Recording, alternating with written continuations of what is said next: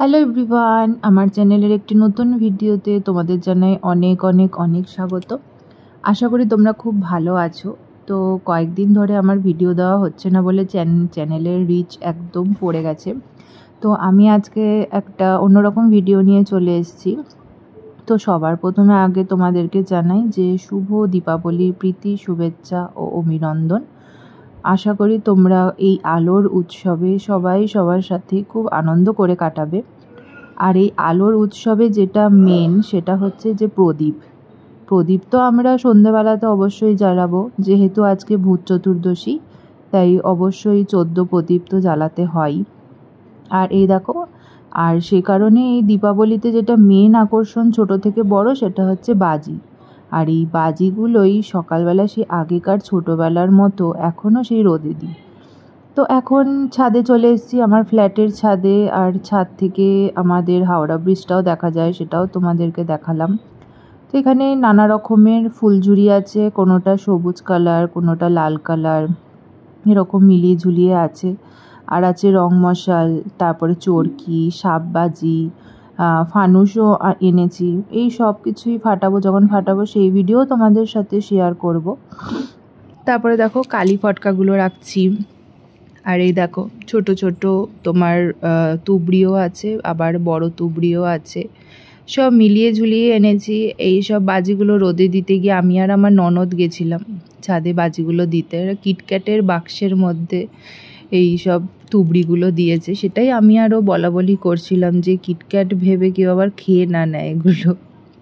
তো যাই হোক, ছোটোবেলাতে এরকম বাবা যখন বাজি কিনে দিত তখন এরকম ছাদে বাজিগুলো সব রোদে দিতাম। সকালবেলা দিয়ে আসতাম, আবার ঠিক রোদ পড়ার আগে নিয়ে তুলে আসতাম। তো আজকে অনেক বছর বাদে আবার বাজি পোড়াচ্ছি। মাঝখানে বাজি পোড়ানো কিছুটা বন্ধ রেখেছিলাম, আর বাজি কিনে আনতাম না, পোড়াতামও না, কারণ মাঝখানে বাজি খুব একটা বাজারে পাওয়া যাচ্ছিল না, নিষিদ্ধ হয়ে গেছিলো বাজি পোড়ানো। তো তারপরে আবার এখন এই বছরটা দেখছি তাও বাজি মোটামুটি পাওয়া যাচ্ছে, দোকানে দোকানে বিক্রিও হচ্ছে। তো সব কিছুই এক সময় বন্ধ হয় আবার চালু হয়ে যায়, সেটা তো মানে চিরদিনের জন্য আর বন্ধ হয় না। যাই হোক, সব রোদ পেয়ে ভালো মতো করে রোদ দিয়ে যাতে বাজিগুলো ভালো করে পড়ে, সে কারণেই রোদে দিয়ে আমি আর আমার ননদ মিলে এসেছিলাম ছাদে আজকে, তোমাদের সাথে সেটা শেয়ার করলাম। তো তোমরাও কি কি বাজি কিনেছো বা কি কি বাজি তোমরা এবারে ফাটাবে সেগুলো আমার কমেন্ট বক্সে জানিও। আর ভিডিওটা ভালো লাগলে অবশ্যই লাইক, কমেন্ট অ্যান্ড শেয়ার করে দিও। আর যারা নতুন বন্ধু আছো তারা আমার চ্যানেলটিকে সাবস্ক্রাইব করে দিও।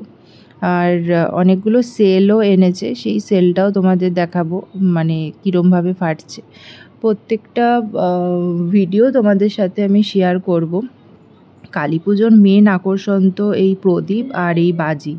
ছোট থেকে বড় সবাই এই বাজি ফোটাতে তো খুব ভালোবাসে। ভেবেছিলাম যে আরও বাজি ফাজি পোড়াবো না, এমনি যেমন প্রদীপ জ্বালায় সেরকম প্রদীপ জ্বালিয়ে ঠাকুর দেখেই কাটিয়ে দেবো। তো তারপর আমার হাজব্যান্ড এই সমস্ত বাজিগুলো সব কিনে নিয়ে এসেছে। তো এই দেখো, এগুলো হচ্ছে সেই সেল যেগুলো বেশ ভালো লাগে, মানে প্রত্যেকটা বাজির মধ্যে যেটা মেন আকর্ষণ এই সেলগুলো। এগুলো সব ফাটাবো আজকে সন্ধ্যাবেলা, কিছুটা ফাটাবো কাল কালী পুজোয়, কিছুটা ফাটাবো, এরমভাবেই সব ফাটাবো।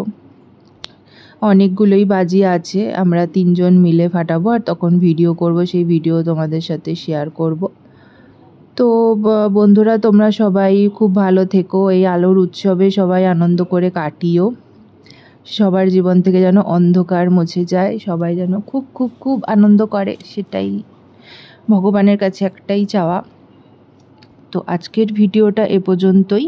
তো তারপরে আবার বেলার পরে আবার এগুলো আমরা তুলে নিয়ে চলে গেছিলাম, কারণ রোদ তো আর চিরস্থায়ী হচ্ছে না, একবার কমছে একবার বাড়ছে, এরমভাবেই হচ্ছে। তো ভাবলাম কোন সময় বৃষ্টি চলে আসবে, তাই 2 ঘন্টা মতো রেখেছিলাম রোদে, তারপর আবার তুলে নিয়ে চলে গেছি। তো এগুলো হচ্ছে ছোট ফুলঝুরি কিনেছি, আর ওগুলো বড় ফুলঝুরি। আর রং মশলা একটা বড় সেল ছিল, আর চরকি ছিল, আর ফানুসও এনেছি।